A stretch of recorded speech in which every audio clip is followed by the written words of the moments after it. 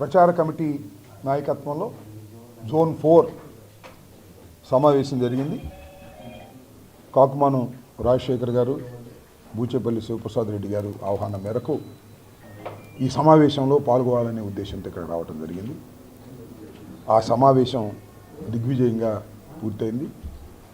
కార్యకర్తలందరూ కూడా చాలా ఉత్సాహంగా, ప్రచార కమిటీలో ఉన్న వాళ్ళు చాలా ఉత్సాహంగా ఉన్నారు.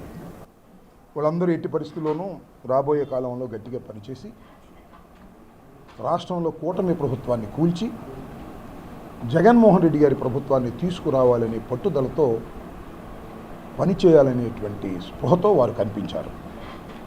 ఇవాళ రాష్ట్రంలో జరుగుతున్నటువంటి విషయాలు చాలా విచిత్రంగా ఉన్నాయి.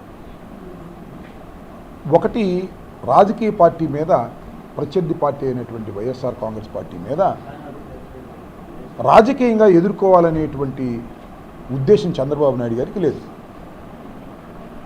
ఎలా ఎదుర్కోవాలి అంటే వ్యక్తిత్వ హననం చేయటం, పోలీసుల చేత ఫాల్స్ కేసులు పెట్టడం, భయపెట్టడం, లేదు ఆయనకు ఉన్నటువంటి మీడియా శక్తితో కళ్ళబొల్లి మాటలు చెప్పి దుష్ప్రచారం చేయటం.